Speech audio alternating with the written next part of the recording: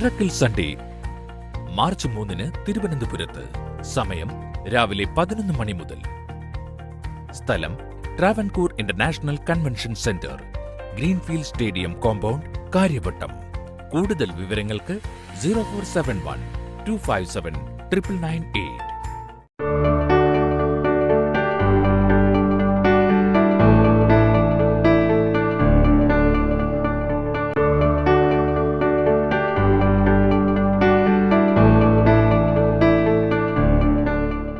കർത്താവിൻ്റെ അതിപരിശുദ്ധ നാമം വാഴ്ത്തപ്പെടുമാറാവട്ടെ. ഒരിക്കൽ കൂടി നിങ്ങളുടെ മുൻപിലെത്തുവാൻ കർത്താവ് എന്നെയും സഹായിച്ചതിനായി ഞാൻ ദൈവത്തിന് നന്ദി പറയുന്നു. ഇന്നത്തെ നമ്മുടെ പ്രോഗ്രാം സ്പോൺസർ ചെയ്തിരിക്കുന്നത് തൃശ്ശൂരിൽ നിന്ന് വിജയകുമാറാണ്.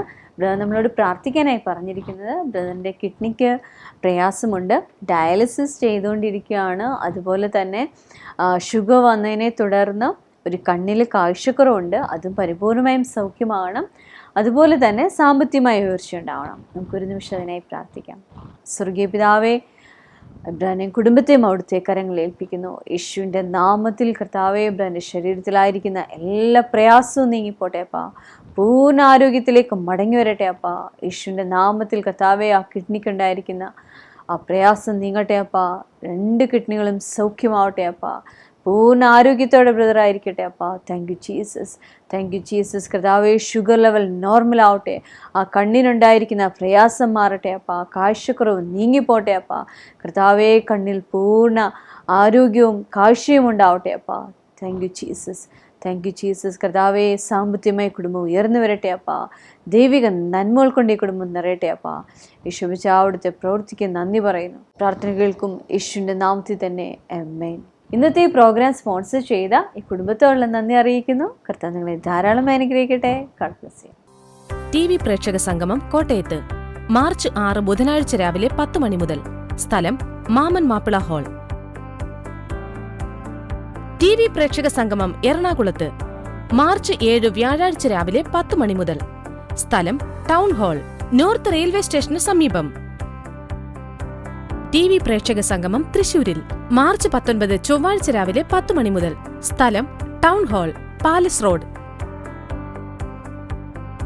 TV പ്രേക്ഷക സംഗമം കട്ടപ്പനയിൽ മാർച്ച് 20 ബുധനാഴ്ച രാവിലെ 10 മണി മുതൽ. സ്ഥലം മുനിസിപ്പൽ ടൗൺ ഹാൾ. TV പ്രേക്ഷക സംഗമം തിരുവല്ലയിൽ മാർച്ച് 21 വ്യാഴാഴ്ച രാവിലെ 10 മണി മുതൽ. സ്ഥലം ഷാരോൺ ഓഡിറ്റോറിയം, എലൈറ്റ് ഹോട്ടലിനു സമീപം. അനുഗ്രഹിക്കപ്പെട്ട ഒരു മെസ്സേജാണ് നമ്മൾ ഇന്ന് കേൾക്കാനായി പോകുന്നത്. ഇന്നത്തെ മെസ്സേജ് കേൾക്കുമ്പോൾ അതിശക്തമായൊരു ദൈവിക സാന്നിധ്യം നിങ്ങളുടെ മേലും വ്യാപരിക്കുവാനിടയാവട്ടെ. നിങ്ങളുടെ കുടുംബങ്ങൾ സാമ്പത്തികമായി ഉയർന്നു വരട്ടെ. ദൈവിക നന്മകളാൽ നിറയപ്പെടുമാറാകട്ടെ. നമുക്ക് മെസ്സേജിലേക്ക് പോകാം. ശ്രദ്ധയോടെ കേട്ടാട്ടെ. ഞാൻ ഈ വർഷം ആരംഭത്തിൽ പറഞ്ഞ വാചകങ്ങൾ ഒന്ന് ശ്രദ്ധിച്ചോണം നിങ്ങൾ. ആ ദൈവം തൻ്റെ സമ്പത്തിനെ നിങ്ങളുടെ കൈകളിലേക്ക് എൻട്രസ്റ്റ് ചെയ്യുന്ന വർഷമാണിത്. ആമേൻ എന്ന് പറഞ്ഞാൽ ട്രാൻസ്ഫർ ചെയ്യുന്ന വർഷം. ഒന്ന് എഴുന്നേറ്റ് ഒന്ന് കൈയടിച്ച് അതിനെ സ്വീകരിച്ചോ. ഹല്ലേലൂയ. എന്നെ ഈ വർഷത്തിൻ്റെ ആരംഭത്തിൽ ഒരു ദൈവദൂതനെ കാണിച്ചു. ആ ദൂതൻ്റെ സ്വഭാവം എനിക്കറിയാം. ആ ദൂതൻ എവിടെയൊക്കെ ഇറങ്ങുന്നു അവിടെ ദൈവത്തിൻ്റെ സമ്പത്ത് കൈമാറ്റം സംഭവിക്കും. ദൈവത്തിൻ്റെ സമ്പത്ത് കൈമാറ്റം സംഭവിക്കും. കൂടെ ഉണ്ടെങ്കിൽ കൈ അടിച്ചുടി ഹല്ലേലൂയ പറഞ്ഞു. You are going to receive the God's wealth. ചേർന്ന് കൈ അടിച്ചുടി ഹല്ലേലൂയ പറ. Hallelujah, hallelujah, hallelujah. God is going to transfer his wealth. അവന്റെ വെൽത്തിനെ നിന്റെ കയ്യിലേക്ക് ട്രാൻസ്ഫർ ചെയ്യുകയാണ്. കൂടെ ഉണ്ടെങ്കിൽ കൈ അടിച്ചൊരു ആമേൻ പറ. ദൈവരാജ്യത്തിലെ വെൽത്ത് എനിക്കുള്ളതാണ്. എല്ലാവരും പറഞ്ഞു, ദൈവരാജ്യത്തിലെ വെൽത്ത് എനിക്കുള്ളതാണ്. കൂടെ പറ പറ പറ പറ. ദൈവ കൈകളടിച്ച് ആത്മാവിൽ ആരാധിച്ചുകൊണ്ട് പറ, ദൈവരാജ്യത്തിലെ wealth എനിക്കുള്ളതാണ്. The kingdom, the wealth of the kingdom is mine. Ora kasitili koroko ramba judaladalaba shandalabalaba. ഇരുന്നാട്ടെ. സൗരങ്ങളെ മനസ്സിലാക്കണേ. അതും ഇതും ആളുകൾ പറയുന്നത് കേൾക്കരുത്. നിങ്ങൾ ഞാൻ കഴിഞ്ഞ ദിവസം എൻ്റെ ഒരു വാട്സപ്പ് ഗ്രൂപ്പ് നോക്കുകയാണ്. അതിനകത്ത് ഞാൻ അറിയുന്ന പല സഹോദരന്മാരും ഉണ്ട്, നമ്മുടെ ചർച്ചിലുള്ള പല സഹോദരന്മാരും ഉണ്ട്, ദൂരെയുള്ള നമ്മുടെ കഞ്ചൽ ചർച്ചിലേ ഇല്ല. ആ സഹോദരന്മാരിൽ ഞാൻ അതിനകത്തൊരു പ്രസംഗം കേൾക്കുകയാണ്. ഇല്ലാത്ത മണ്ടത്തരമൊക്കെ പറയുന്നൊരു പ്രസംഗം. ആ പ്രസംഗം കേൾക്കുന്നത് ആരാ? ഞാൻ അറിയുന്ന നല്ലൊരു വിശ്വാസിയും. ഞാൻ അദ്ദേഹത്തെ വിളിച്ചു, എന്നിട്ട് പറഞ്ഞു, ബ്രദറെ, ഇതാണോ നിങ്ങൾ കേൾക്കുന്നത്? അതിനകത്ത് ആദ്യം പറഞ്ഞത്, രോഗശാന്തിയിൽ വിശ്വസിക്കരുത്, അങ്ങനൊരു രോഗശാന്തി ഇല്ല. രോഗശാന്തി വിശ്വസിക്കുന്ന ആളുകൾ, പ്രസംഗിക്കുന്ന ആളുകളെല്ലാം കണ്ണാട വച്ചിട്ടുണ്ട്, പാണ്ടുള്ളവനാണ് പ്രസംഗിക്കുന്നത്. സഹോദരങ്ങളെ, നമുക്കറിയാം രോഗശാന്തി ശരിയാന്ന്. നിങ്ങളുടെ അകത്ത് ഈ സംശയം കൊണ്ടുവരുന്ന വാക്കുകൾ പറയുന്നവരെ കേൾക്കരുത്. ചില ആളുകൾ വന്നിട്ട് പറയുന്ന അടുത്ത വാചകം, സമ്പന്നനാകാനൊന്നും കഴിയത്തില്ല, ദൈവരാജ്യത്തിൽ വന്ന സമ്പന്നരൊന്നും ആകത്തില്ല, ടാറ്റയും ബിർളയൊക്കെ പോലെ ആകേണ്ടതിന് നിങ്ങൾ പള്ളി വരരുത്. സഹോദരങ്ങളെ, ഞാൻ നിങ്ങളോട് പറയാം, ടാറ്റയും ബിർളയും പോലുള്ള ആളുകളെ പോലെ നിങ്ങളാകണമെന്നാണ് എൻ്റെ ദൈവത്തിൻ്റെ ആഗ്രഹം. ആമേൻ. നിങ്ങളാണ് സമ്പന്നരാകേണ്ടത്. ഒരു ഹല്ലേലൂയ പറഞ്ഞാട്ടെ. നിങ്ങൾക്ക് അങ്ങനെ ഒരു സ്വപ്നമില്ലെങ്കിൽ വിട്ടുകള. പക്ഷെ എൻ്റെ ഹൃദയത്തിൽ നിന്ന് പറയാം, സ്വപ്നമുള്ളവരെ ദൈവം ഉയർത്താതിരിക്കുകയില്ല, ദൈവം മാനിക്കാതിരിക്കുകയില്ല. ദൈവരാജ്യത്തിലേക്ക് വന്നാൽ എന്ത് ലഭിക്കുമെന്നുള്ള ചിന്ത നിങ്ങളുടെ ഉള്ളിൽ നിന്ന് കളയരുത്. ഒന്നാമത്, എനിക്ക് ലഭിക്കുന്നത് നിത്യമായ അങ്ങയുടെ രാജ്യമാണ്. രണ്ടാമത്, ഈ ലോകത്തിൽ ചില നന്മയുണ്ട്, അത് ഞാൻ അനുഭവിക്കേണ്ടതാണ്. ഒരു ഹല്ലേലൂയ പറഞ്ഞാട്ടെ. ഇത് പറയുമ്പോൾ നമ്മുടെ ഉള്ളിൽ പിടികിട്ടേണ്ട കാര്യം ശ്രദ്ധിച്ചു കേട്ടാട്ടെ. മത്തായി സുവിശേഷം 13 അധ്യായം വായിക്കുമ്പോൾ അതിൻ്റെ 11 വാക്യത്തിൽ പറയുക, മത്തായി സുവിശേഷം 13:11, ദൈവരാജ്യത്തിൻ്റെ മർമ്മങ്ങളെ അറിയുവാൻ നിങ്ങൾക്ക് വരം ലഭിച്ചിരിക്കുന്നു. എന്തിരിക്കുക? ദൈവരാജ്യത്തിൻ്റെ മർമ്മങ്ങൾ. സഹോദരങ്ങളെ, ഞാൻ ഈ പറയുന്നത് ദൈവരാജ്യത്തിലെ മർമ്മങ്ങളാണ്. ഈ രാജ്യത്തിൽ നിങ്ങൾക്ക് വേണ്ടി ചിലത് ദൈവം ഒരുക്കിയിട്ടുണ്ട്, അത് ദൈവരാജ്യത്തിലെ മർമ്മങ്ങളാണ്. പക്ഷേ ആ മർമ്മങ്ങളെ ഗ്രഹിക്കാൻ നമുക്ക് വരം നൽകിയിരിക്കുകയാണ്. ഞാൻ നിങ്ങളോട് സന്തോഷ വർത്തമാനം പറയട്ടെ, ഇവിടെ ഇരിക്കുന്ന ഓരോരുത്തർക്കും ദൈവം ആ വരം നൽകിയിട്ടുണ്ട്. കൈകളുടെ, നിങ്ങൾ തെരഞ്ഞെടുക്കപ്പെട്ടവരാണ്, ദൈവം അതിനായി വരം നൽകിയിരിക്കുകയാണ്. എന്താണ് ദൈവരാജ്യത്തിലെ മർമ്മങ്ങൾ എന്ന് പറഞ്ഞാൽ? ഒരു ഹല്ലേലൂയ പറഞ്ഞാട്ടെ. ശബ്ദകീർത്തനം ഹല്ലേലൂയ പറഞ്ഞാട്ടെ. നമുക്ക് ശ്രദ്ധിച്ച് കേട്ടാട്ടെ. നമ്മുടെ ഈ എൻ്റെ കയ്യിലിരിക്കുന്ന ഈ ഗ്ലാസ് തറയിലേക്ക് ഞാൻ കൈ വിട്ടാൽ നേരെ തറയിൽ പോയി അത് വീഴും. അതിൻ്റെ കാരണം എന്താ? നമുക്കറിയാം, ഗുരുത്വാകർഷണമാണ്, അല്ലേ? ഈ ഗുരുത്വാകർഷണം കണ്ടുപിടിച്ചയാളെ ഓർത്ത് ദൈവത്തെ സ്തുതിക്കുന്നു. അതുകൊണ്ട് വേറൊരു കണ്ടുപിടുത്തം വേറൊരാൾക്ക് കണ്ടുപിടിക്കാനായി കഴിഞ്ഞു. അതെന്താ? പ്ലെയിനുകൾ കണ്ടുപിടിച്ചു. പ്ലെയിൻ കണ്ടുപിടിച്ചപ്പോൾ ഏറ്റവും പ്രാധാന്യമായിട്ട് കടക്കേണ്ട കാര്യം എന്തായിരുന്നു? ഗുരുത്വാകർഷണമായിരുന്നു. എന്ന് പറഞ്ഞാൽ ഏതെങ്കിലും സാധനം മേളിലോട്ട് എറിഞ്ഞാൽ അത് താഴോട്ട് വരും, പക്ഷെ പ്ലെയിൻ താഴോട്ട് വരുന്നില്ല. ആ മേളിലേക്ക് അത് പോകാൻ കഴിയുന്നതിൻ്റെ കാരണം ഗുരുത്വാകർഷണത്തെ എങ്ങനെ മറികടക്കാമെന്ന് അവർ കണ്ടുപിടിച്ചു. അതാണ് ആ വിജയത്തിൻ്റെ കാരണം. ആ മർമ്മം ഒരാൾക്ക് മനസ്സിലായി. അതോടുകൂടി അയാൾക്ക് എന്ത് ചെയ്യാൻ പറ്റൂ? മേളിലേക്ക്, താഴോട്ട് വീഴേണ്ട സാധനത്തെ മേളിലേക്ക് കൊണ്ടുപോകാൻ പറ്റി. മേളിലേക്ക് കൊണ്ടുപോകാൻ പറ്റിയതിൻ്റെ കാരണം എന്താ? അയാൾക്ക് ആ രഹസ്യം മനസ്സിലായി. അതേപോലെ രഹസ്യങ്ങളെ മനസ്സിലാക്കുന്ന ഒരാൾക്ക് മാത്രമേ, എന്ന് പറഞ്ഞ ദൈവരാജ്യത്തിലെ രഹസ്യങ്ങളെ മനസ്സിലാക്കുന്ന ഒരാൾക്ക് മാത്രമേ ദൈവരാജ്യത്തിലെ നന്മകളും അനുഭവിക്കാൻ പറ്റത്തുള്ളൂ. ഒരു ആമേൻ പറഞ്ഞാട്ടെ. ഞാൻ കഴിഞ്ഞ ആഴ്ച എല്ലായിടത്തും പറഞ്ഞൊരു ഉദാഹരണമാണ് നിങ്ങളോടും പറയാൻ എനിക്കിഷ്ടമാണ്. കഴിഞ്ഞ ദിവസം ഞാൻ ഒരു വീട്ടിൽ പോയി. ആ വീട്ടിലെ ഞങ്ങൾ 4-5 പേരുണ്ട്. ആ വീട്ടിൽ പോയി വാതിൽ തുറക്കാൻ ശ്രമിക്കുകയാണ്. ആദ്യത്തെ ആൾ വാതിൽ തുറന്നു. വാതിൽ തുറക്കാൻ വേണ്ടി കീ ഇട്ടു. വലത്തോട്ട് തിരിച്ചു തുറക്കുന്നില്ല. ഇടത്തോട്ട് തിരിച്ചു. അയാൾ എല്ലാ പരിശ്രമവും നടത്തി, തുറക്കുന്നില്ല. അടുത്തയാൾ നോക്കി, വലത്തോട്ട് ഇടത്തോട്ടൊക്കെ തിരിച്ചു, തുറക്കുന്നില്ല. രണ്ടാമത്തെ ആൾ, മൂന്നാമത്തെ ആൾ, നാലാമത്തെ ആൾ, ആരെല്ലാം ശ്രമിച്ചിട്ടും തുറക്കുന്നില്ല. അവസാനം എൻ്റെ കൈ തന്നിട്ട് പറഞ്ഞു, ബ്രദർ ഇവിടെ നോക്കില്ല, ബ്രദർ പ്രാർത്ഥിച്ചിട്ട് തുറക്കാൻ പറഞ്ഞു. ഞാനും ചോദിച്ചു, എനിക്കിതെങ്ങനെ അറിയുന്നത്? ഞാൻ ആ താക്കോലിനകത്ത് ഇട്ടിട്ട് 2 കുലുക്ക് കുലുക്കി. നമ്മൾ സാധാരണ ചെയ്യത്തില്ലേ? 2 തട്ടും 2 കുലുക്കും കുലുക്കത്തില്ലേ തുറക്കാത്ത വാതിലിനൊക്കെ? നിങ്ങൾ ചെയ്യത്തില്ലേ? അതുപോലെ 2 കുലുക്ക് കുലുക്കി വലത്തോട്ട് തിരിച്ചു, വാതിൽ തുറന്നു. അവരെല്ലാം പറഞ്ഞു, ഓ ബ്രദർ പ്രാർത്ഥിച്ച് തുറന്നു കാരണം തുറന്നു കേട്ടോ എന്ന്. രണ്ടാമത് വാതിലടച്ചു. എന്നിട്ട് തുറക്കാൻ പറഞ്ഞു. ആര് വിചാരിച്ചിട്ടും തുറക്കാൻ പറ്റുന്നില്ല. എൻ്റെ കൈ വീണ്ടും കൊണ്ടു തന്നു. ഞാൻ 2 കുലുക്ക് കുലുക്കി വീണ്ടും തിരിച്ചു, വീണ്ടും തുറന്നു. സത്യത്തിൽ അതിൻ്റെ ഇടയ്ക്കാണ് മനസ്സിലായതിൻ്റെ ഇടയിൽ. അപ്പോഴേക്കും ആ വീടിൻ്റെ ഉടമസ്ഥൻ വന്നിട്ട് ചോദിച്ചു, നിങ്ങൾ എങ്ങനെയാണ് തുറന്നത്? ഞാൻ പറഞ്ഞു, ഞങ്ങൾ 2 കുലുക്ക് തുറന്നു നടന്നു. പുള്ളി പറഞ്ഞു, ബ്രദറെ, ആ വാതിൽ തുറക്കണമെങ്കിൽ കുലുക്കിയാലേ തുറക്കാനൊക്കത്തുള്ളൂ. ഞാൻ ചോദിച്ചു, അതെന്താ? ശ്രദ്ധിച്ച് കേൾക്കണേ. അത് അമേരിക്കയിൽ നിന്ന് മേടിച്ച പൂട്ട്. ആ പൂട്ടിനൊരു സ്വഭാവം, ആ പൂട്ട് അകത്തോട്ട് കയറ്റിയിട്ട് 2 പ്രാവശ്യം പുറകോട്ടും മുന്നോട്ടും ആക്കിയ അതൊരു ലോക്കിൽ വീഴും. ആ ലോക്കിൽ വീണതിന് ശേഷം വലത്തോട്ട് തിരിച്ചാലേ തുറക്കത്തുള്ളൂ. എനിക്ക് ഈ മർമ്മമൊന്നും അറിയത്തില്ല, ഞാൻ കുലുക്കിയെന്ന് മാത്രമേ ഉള്ളൂ. നിങ്ങൾക്ക് മനസ്സിലായോ?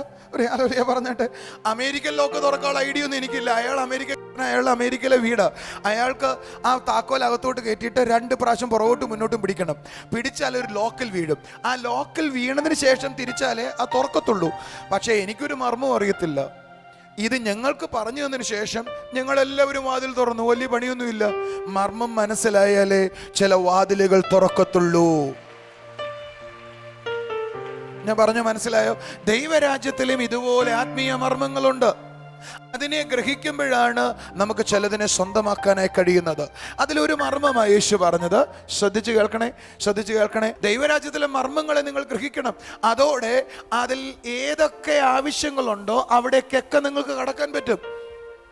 യേശു കർത്താവ് 13-ാം അധ്യായത്തിൽ തന്നെ അതിൻ്റെ 44-ാമത്തെ വാക്യത്തിൽ ഇങ്ങനൊരു വാചകം പറഞ്ഞു. നിങ്ങൾ എന്നെ ശ്രദ്ധിക്കുന്നു? അവിടെ എഴുതിയിരിക്കുക, ദൈവരാജ്യം വയലിൽ ഒളിപ്പിച്ചു വെച്ച നിധിയോട് സദൃശ്യം. ഒരുവൻ അത് കണ്ടിട്ട് അത് മറച്ച് ആ തനിക്കുള്ളത് മുഴുവൻ വിറ്റേച്ച് ആ വയൽ വാങ്ങി. എന്ന് പറഞ്ഞാൽ അർത്ഥം എന്താ? ഒരു മനുഷ്യൻ ഒരിക്കൽ വയലിൽ ജോലി ചെയ്യാൻ അല്ലെങ്കിൽ ആ വയലിൽ ചെന്ന സമയത്ത് ജോലി ചെയ്യുന്നതിൻ്റെ ഇടയിൽ അവൻ ആ വയലിനകത്ത് കിടക്കുന്ന നിധി കണ്ടു. ഈ മനുഷ്യൻ എന്നാ ചെയ്തു? ആ നിധി അതുപോലെ മറച്ചിട്ട് തൻ്റെ കൈകളിലുള്ളത് മുഴുവൻ വിറ്റു. വീടും വസ്തുവും തനിക്കുള്ളത് മുഴുവൻ വിറ്റേച്ചിട്ട് ഈ വയൽ വാങ്ങിയവൻ്റെ തലയിൽ എന്തോ ഉണ്ട്? എൻ്റെ ഭാഷ പറഞ്ഞ ആൾതാമസമുണ്ട്. അതിൻ്റെ കാരണം എന്താ? ഇവൻ വിറ്റതിനേക്കാൾ ഇരട്ടിക്ക് 10,000 മടങ്ങ് ഇത് ഈ അകത്തെ നിധി വിറ്റാൽ കിട്ടും, നിധി കിട്ടിയാൽ കിട്ടുമെന്ന് ഇവന് മനസ്സിലായതുകൊണ്ട് എന്ത് ചെയ്തതാ? ഇത് മുഴുവൻ വിറ്റിട്ട് ഈ വയൽ വാങ്ങി. ഒരു ഹല്ലേലൂയ പറഞ്ഞാട്ട്. വേദപുസ്തകം പറയുക, വയലിൽ ഒളിപ്പിച്ചു വെച്ച നിധിക്ക് തുല്യമാണ് ദൈവരാജ്യം. ദൈവരാജ്യം എന്താണ്?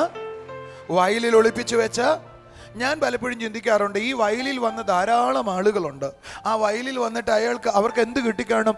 ആ വയലിൽ മുന്തിരിങ്ങ ഉള്ളതെങ്കിൽ ആ മുന്തിരിങ്ങ കിട്ടിക്കാണും. ആ വയലിൽ നെല്ലാണുള്ളതെങ്കിൽ നെല്ല് കിട്ടിക്കാണും. ആ വയലിൽ ഗോതമ്പാ ഉള്ളതെങ്കിൽ ഗോതമ്പ് കിട്ടിക്കാണും. പക്ഷേ ഒരുവൻ മാത്രമേ നിധി കണ്ടുള്ളൂ. അവൻ തൻ്റെ സകലതും വിറ്റേച്ചിട്ട് അത് വാങ്ങാൻ തയ്യാറായി. സഹോദരങ്ങളെ, നമ്മുടെ ഈ വയലിൽ വന്നാൽ നിങ്ങൾക്ക് രോഗസൗഖ്യം കിട്ടും. നിങ്ങൾ ഈ വയലിൽ വന്നാൽ ഒരു പക്ഷേ പ്രവചനം കിട്ടും. പക്ഷേ ഈ വയലിനകത്തെ നിധി കാണുന്നവർ സകലതും വിറ്റേച്ച് ഇത് വാങ്ങാനായി തുടങ്ങും. കഴിഞ്ഞ ദിവസം ചണ്ണപ്പേട്ടയിൽ നിന്ന് വന്ന ഒരു സഹോദരി എന്നോട് ഒന്ന് പറഞ്ഞു, ബ്രദറെ, ഞങ്ങൾക്ക് അവര് പഞ്ചായത്തിൽ നിന്ന് തരേണ്ട വീട് തരുന്നില്ല, ഞങ്ങൾ അതുകൊണ്ടാണ് പള്ളിയിൽ വരാത്തത്. ഞാൻ ആ ചേച്ചിയോട് പറഞ്ഞു, ചേച്ചി എങ്കിൽ വരണ്ട, കാരണം ഇവിടുന്ന് എന്തായാലും വീട് കിട്ടത്തില്ല, അവിടുന്ന് പോയി മേടിച്ചോളാൻ പറഞ്ഞു. എന്തായാലും ആ ചേച്ചി പറഞ്ഞ മറുപടി എനിക്ക് ഇഷ്ടമായി. വീട് ഇല്ലേലും കുഴപ്പമില്ല, ഞാൻ പള്ളിയിലേ വരുന്നുള്ളൂ. അതിൻ്റെ അർത്ഥം മനസ്സിലായോ? അവർക്ക് തലയിൽ ആള് താമസം ഉണ്ടെന്നേ. ആ വീട് പോയാലും 10 വീട് പോയാലും അതിൻ്റെ ഇരട്ടിക്ക് ഒരു ഹല്ലേലൂയ. ഈ നീതി കണ്ടെത്തിയാൽ ആ കളയുന്നതെല്ലാം ചവറാണെന്ന് മനസ്സിലാകാനായി തുടങ്ങും. എൻ്റെ കൂടെ ഉണ്ടെങ്കിൽ കൈയടിച്ചൊരു ഹല്ലേലൂയ പറഞ്ഞാട്ടെ. ഞാൻ നിങ്ങളോട് ചോദിക്കട്ടെ, ചവറ് വാങ്ങാനല്ല നമ്മൾ ഈ പള്ളിയിൽ വന്നത്, നിധി ലഭിക്കാനാണ്. ഹല്ലേലൂയ. ആ നിധിയെ കണ്ടെത്തുന്നവർ. അപ്പോൾ ദൈവരാജ്യം എന്ന് പറയുന്നത് നിധിക്ക് സദൃശ്യമായിട്ടാണ് കർത്താവ് പറഞ്ഞേ. എങ്കിലൊരു ചോദ്യം കൂടെ നിങ്ങളോട് ചോദിക്കുക. ശ്രദ്ധിച്ചു കേട്ടാട്ടെ. നിധി എന്ന് പറഞ്ഞാൽ എന്താ അർത്ഥം? നിധി എന്ന് പറഞ്ഞാൽ അർത്ഥം എന്താ? നമ്മളെല്ലാവരും പറയും ട്രഷർ, അല്ലെങ്കിൽ ഒരു സമ്പത്ത്. നിധി എന്ന് പറഞ്ഞാൽ അർത്ഥം എന്താ? കുറച്ചു ചെറിയ ഉദാഹരണം പറയാം. നിധി എന്ന് പറയും നമ്മുടെ നാട്ടിലെ സാമ്പത്തികമുള്ള ആളുകൾ, രാജാക്കന്മാരെ, പ്രമാണിമാരെ തങ്ങളുടെ സമ്പത്ത് മുഴുവൻ കള്ളന്മാരെ അപഹരിക്കാതിരിക്കാൻ കുഴിച്ചിട്ട് കിട്ടുന്നതിനെയാ, കുഴിച്ചിട്ടത് പിന്നീട് ആർക്കെങ്കിലും കൈ കിട്ടുന്നതിനെയാ നിധി എന്ന് വിളിക്കുന്നത്, അല്ലേ? ആ നിധി കിട്ടി എന്ന് പറഞ്ഞാൽ അർത്ഥം എന്താ? 2 അർത്ഥമാണ് ഉള്ളത്. എല്ലാവരും പറഞ്ഞേ, 2 അർത്ഥം. ഒന്ന്, അളവിൽ കൂടുതൽ ധനം കിട്ടി, എണ്ണാൻ പറ്റാത്ത ധനം കിട്ടി. ശരിയല്ലേ? അങ്ങനെയാണോ നിധി കിട്ടിയവരെ കുറിച്ച് എന്തോ പറയുന്നേ? അളവില്ലാത്ത ധനം കിട്ടി. എല്ലാവരും പറഞ്ഞ എന്നെ കിട്ടി? ഹല്ലേലൂയ. രണ്ടാമത്തെ അർത്ഥം എന്താ? വിലമതിക്കാത്ത ധനം കിട്ടി. എന്നാ കിട്ടിയേ? പറ, ഉറക്കെ പറ. ഒന്ന്, അളവിൽ കൂടുതൽ, അളക്കാൻ കഴിയാത്ത ധനം കിട്ടി. രണ്ടെന്ത് കിട്ടി? വിലമതിക്കാൻ കഴിയാത്ത ധനം കിട്ടി. അതിനെയാ നമ്മൾ എന്ത് വിളിക്കുന്നത്? നിധി എന്ന് പറയുന്നത്. അപ്പോൾ ദൈവരാജ്യത്തെ രണ്ട് കാര്യമായിട്ട് നമുക്ക് തരംതിരിക്കാം. ഒന്ന്, അളവില്ലാത്ത ധനം. ഹല്ലേലൂയ. എൻ്റെ കൂടെ ഉണ്ടെങ്കിൽ ഹല്ലേലൂയ പറഞ്ഞാട്ടെ. അളവില്ലാത്ത അനുഗ്രഹം.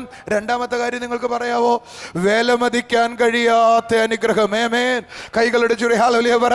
അപ്പൊ ദൈവരാജ്യം എന്ന് പറയുന്നത് രണ്ട് അനുഗ്രഹമാണ്. നിധി എന്ന് പറയുന്നത് രണ്ട് അനുഗ്രഹമാണ്. ഒന്ന് പറഞ്ഞേ അളവില്ലാത്ത അനുഗ്രഹവും, രണ്ടാമത്തെ പറഞ്ഞേ അളവില്ലാത്ത അനുഗ്രഹം. അടുത്ത് പറ, വിലമതിക്കാൻ കഴിയാത്ത അനുഗ്രഹം. ആമേൻ. കൈകളടിച്ചിട്ട് ഹല്ലേലൂയ പറഞ്ഞാട്ടെ. വിലമതിക്കാൻ കഴിയാത്തതും അളവില്ലാത്തതുമായ അനുഗ്രഹമാണ് ഇത് എന്ന് മനസ്സിലാക്കിയാൽ നിങ്ങളുടെ കയ്യിൽ വിലയുള്ളതെന്ന് തോന്നുന്നതിനെയൊക്കെ വിറ്റേച്ചിട്ട് വിലമതിക്കാൻ കഴിയാത്തതിനെ വാങ്ങിയാട്ടെ. കൈകളടിച്ചിട്ട് ഹല്ലേലൂയ പറഞ്ഞാട്ടെ. ഇനി ഞാൻ പറയുന്നത് ശ്രദ്ധിച്ച് കേൾക്കണേ. അപ്പോൾ വില മതിക്കാൻ കഴിയാത്തതും അല്ലെങ്കിൽ അളവില്ലാത്തതും വില മതിക്കാൻ കഴിയാത്തതും, അത് അളവില്ലാത്തതും വിലമതിക്കാൻ കഴിയാത്തതുമായ 6 പ്രധാന കാര്യങ്ങളാണ് എനിക്ക് തൊടാനുള്ളത്. അളവില്ലാത്തതാകൊണ്ടും വിലമതിക്കാൻ പറ്റാത്തതും. സൗരങ്ങളെ, ചില ആളുകൾ വിചാരിക്കും അളവില്ലാത്തതും വിലമതിക്കാൻ പറ്റാത്തതും എന്ന് പറയുന്നത് സമ്പത്താണ്. സമ്പത്ത് മാത്രമല്ല അളവില്ലാത്തത്, വിലമതിക്കാൻ പറ്റാത്തത്. നമുക്ക് ലഭിക്കുന്ന സമാധാനത്തിന് വില കൊടുക്കാൻ പറ്റുമോ? നമുക്ക് കിട്ടുന്ന സന്തോഷത്തിന് വില കൊടുക്കാൻ പറ്റുമോ? അത് വില കൊടുക്കാൻ കഴിയാത്തതാണ്, അളവില്ലാത്തതാണ്. സോ നമ്മൾ ചിലത് തൊടാൻ പോകുക. എൻ്റെ കൂടെ ഉണ്ടെങ്കിൽ ഹല്ലേലൂയ പറഞ്ഞാട്ടെ. ശബ്ദയോർത്തിൽ ഹല്ലേലൂയ പറഞ്ഞാട്ടെ. അപ്പൊ നമുക്ക് ദൈവരാജ്യം എന്ന് പറയുന്നത് അളവില്ലാത്തതും വിലമതിക്കാൻ കഴിയാത്തതുമായ സമ്പത്ത് എവിടെ ഉണ്ട്? ദൈവരാജ്യത്തിനകത്തുണ്ട്. യേശു പറഞ്ഞൊരു വാചകം അറിയാത്തായി 6:23 നമുക്കറിയാവുന്ന വാചകമാണ്. എന്താ പറയാവോ? ആദ്യം നിങ്ങൾ ദൈവരാജ്യവും അവൻ്റെ രാജ്യവും നീതിയും അന്വേഷിക്കുക, അതോടുകൂടെ ഇത് മുഴുവൻ ചേർക്കപ്പെടും. ഇതറിയാത്ത ഒരു വിശ്വാസിയും കാണത്തില്ല. കാരണം 3-4 വർഷമായിട്ട് പഠിപ്പിക്കുവോ? ആദ്യം എന്ത് ചെയ്യണം? അവൻ്റെ രാജ്യവും നീതിയും അന്വേഷിക്കുക, അതിനു മുമ്പ് അതോടുകൂടെ എന്ത് കിട്ടും? സകലതും നിങ്ങൾക്ക് നൽകപ്പെടും. ഏതൊക്കെ നൽകപ്പെടും എന്നാ പറയാവോ? ഏതൊക്കെ നൽകപ്പെടും?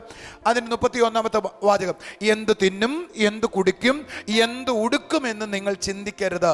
അതൊക്കെ ജാതികൾ ചിന്തിക്കട്ടെ, ദൈവത്തെ അറിയാത്ത ആളുകൾ ചിന്തിക്കട്ടെ.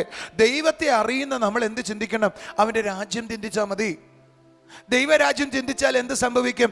എന്താണോ തിന്നാൻ വേണ്ടത്, എന്താണോ കുടിക്കാൻ വേണ്ടത്, എന്താണോ ഉടുക്കാൻ വേണ്ടത്, അത് മുഴുവൻ, ഇനി ഞാൻ പറയട്ടെ, ആ രാജ്യത്തിലുള്ളവർക്ക് പിതാവ് സപ്ലൈ ചെയ്തുകൊണ്ടേയിരിക്കും.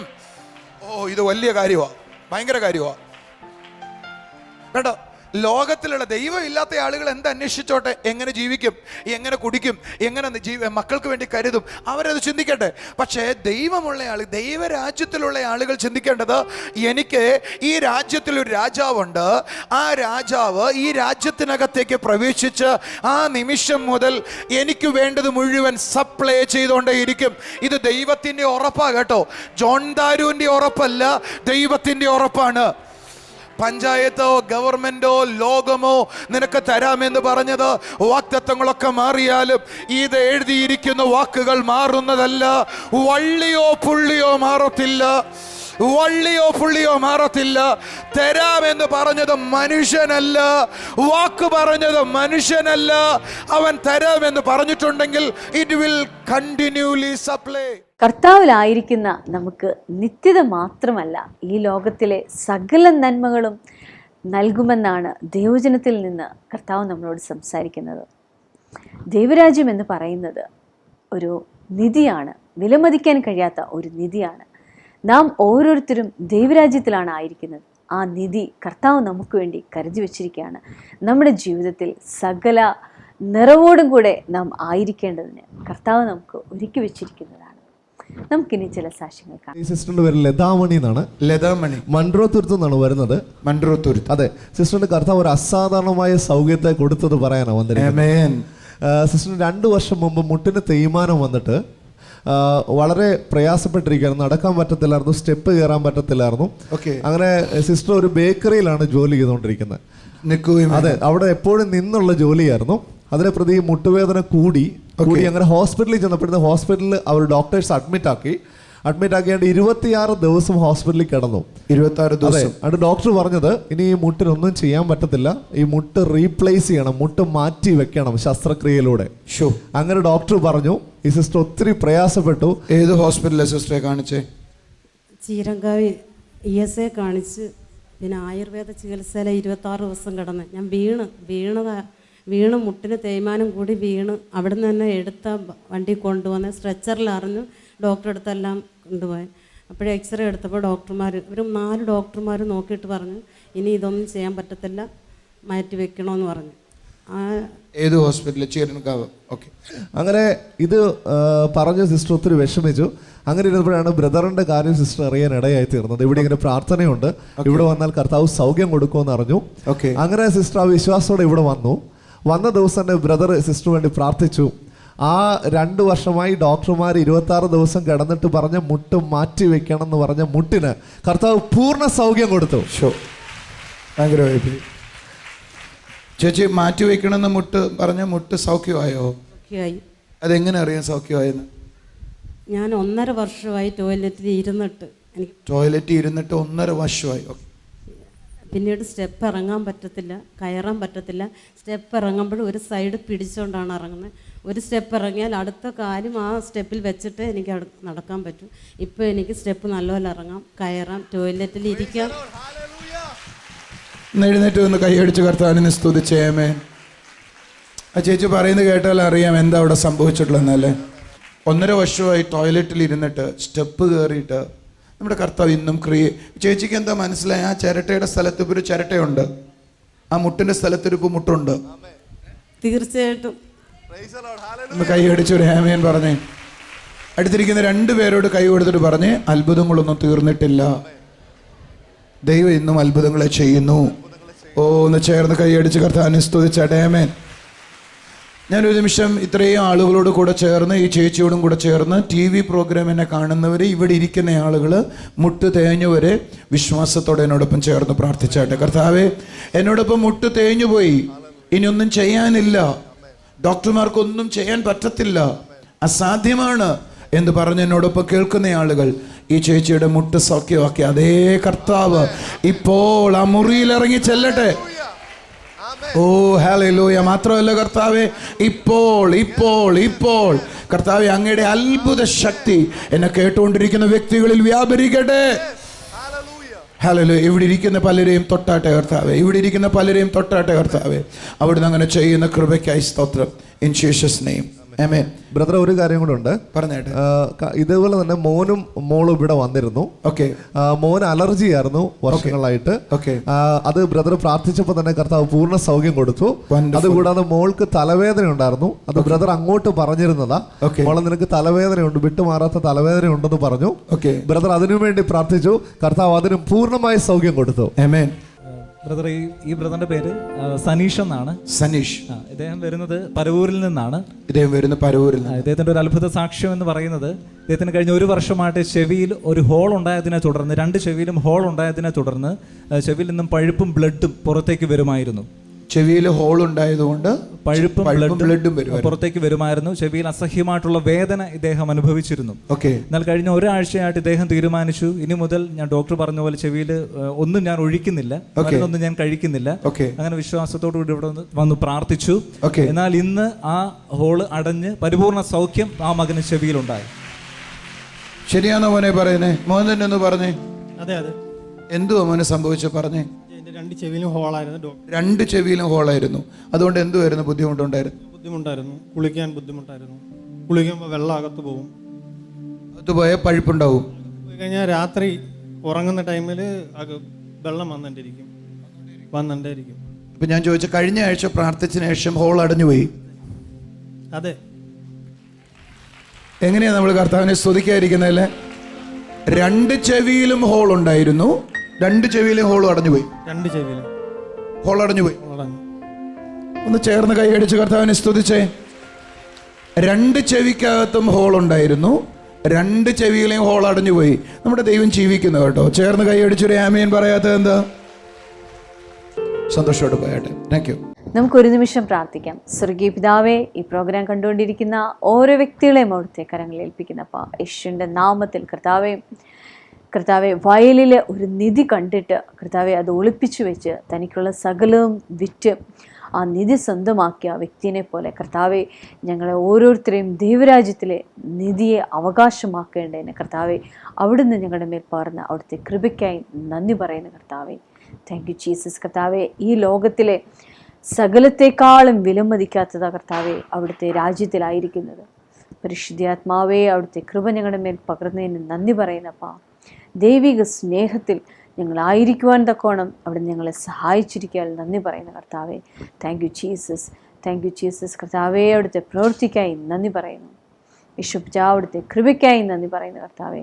കർത്താവെ ഈ പ്രോഗ്രാം കണ്ടുകൊണ്ടിരിക്കുമ്പോൾ കർത്താവെ ആക്സിഡൻറ്റിനെ തുടർന്ന് കൈകാലുകൾക്ക് പ്രയാസമുണ്ട്, മെമ്മറി ലോസാണ് കർത്താവെ, ഈ വിധത്തിൽ പ്രയാസപ്പെട്ടിരിക്കുന്ന കർത്താവെ വ്യക്തിനെ അവിടുത്തെ കരങ്ങളിൽ ഏൽപ്പിക്കുന്നു. യേശുവിൻ്റെ നാമത്തിൽ കർത്താവെ ആ വ്യക്തിയുടെ മേൽ അവിടുത്തെ സൗഖ്യം വ്യാപരിക്കട്ടെ അപ്പാ.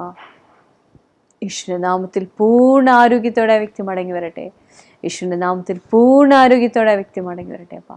Thank you Jesus. Thank you Jesus. കർത്താവെ അവിടുത്തെ കൃപയ്ക്കായി നന്ദി പറയുന്നു. യേശുവെ അവിടുത്തെ പ്രവൃത്തിക്കായി നന്ദി പറയുന്നു. Thank you Jesus. Thank you Jesus. യേശുപിതാ കർത്താവെ കാൽമുട്ടുകൾ മടക്കുവാൻ കഴിയാതെ പ്രായമായിരിക്കുന്ന ഒരു ബ്രദർ എന്നെ കേൾക്കുന്നു. ആ അപ്പച്ചനും മേൽ കർത്താവെ അവിടുത്തെ സൗഖ്യം വ്യാപരിക്കട്ടെ അപ്പാ. യേശുവിൻ്റെ നാമത്തിൽ അവിടുത്തെ സൗഖ്യം വ്യാപരിക്കട്ടെ. യേശുവിൻ്റെ നാമത്തിൽ അവിടുത്തെ സൗഖ്യം വ്യാപരിക്കട്ടെ അപ്പാ. Thank you Jesus. Thank you Jesus. കർത്താവെ മടക്കുകളിലെ തൊലി അഴുകുന്നു, ആ സ്കിന്ന് നീങ്ങിപ്പോയിട്ട് കർത്താവെ മാംസം കാണുന്ന വിധത്തിൽ കർത്താവെ വെള്ളമെടുക്കുന്ന അവസ്ഥയിലായിരിക്കുന്ന യേശുപിജ ആ വ്യക്തിയെ അവിടുത്തെ കരങ്ങളിൽ ഏൽപ്പിക്കുന്നു. യേശുവിൻ്റെ നാമത്തിൽ കർത്താവെ അവിടുത്തെ സൗഖ്യം വ്യാപരിക്കട്ടെ അപ്പാ. യേശുവിൻ്റെ നാമത്തിൽ ആ മുറിവുകൾ ഉണങ്ങട്ടെ അപ്പാ. കൈകാലുകളിലെ ആ പ്രയാസം നീങ്ങിപ്പോട്ടെ അപ്പാ. പൂർണ്ണ സൗഖ്യത്തിലേക്ക് വരട്ടെ അപ്പാ. Thank you Jesus. Thank you Jesus. കർത്താവെ അവിടുത്തെ പ്രവൃത്തിക്കായി നന്ദി പറയുന്നു. എന്നോടൊപ്പം പ്രാർത്ഥിക്കുന്ന ഓരോ കുടുംബങ്ങളെയും അവിടുത്തെ കരങ്ങളിൽ ഏൽപ്പിക്കുന്നു. യേശുവിൻ്റെ നാമത്തിൽ കർത്താവെ അവിടുത്തെ പ്രവൃത്തി കുടുംബങ്ങളിൽ ഉണ്ടാവട്ടെ അപ്പാ. Thank you Jesus. Thank you Jesus. കർത്താവെ പ്രാർത്ഥിക്കുന്ന വിഷയത്തിന്മേൽ അവിടുത്തെ കരം ചലിച്ചിരിക്കാൻ നന്ദി പറയുന്നു. സ്വർഗീയ പിതാവേ, അവിടെ നിങ്ങളുടെ പ്രാർത്ഥന കേട്ടതിനായി സ്തോത്രം. യേശുവിൻ്റെ നാമത്തിൽ തന്നെ ആമേൻ. നാളെ ഇനി കാണുവരെയും കർത്താവ് നമ്മളെ ഓരോരുത്തരെയും അവൻ്റെ കൃപയിൽ സൂക്ഷിക്കുമാറാകട്ടെ. God bless you.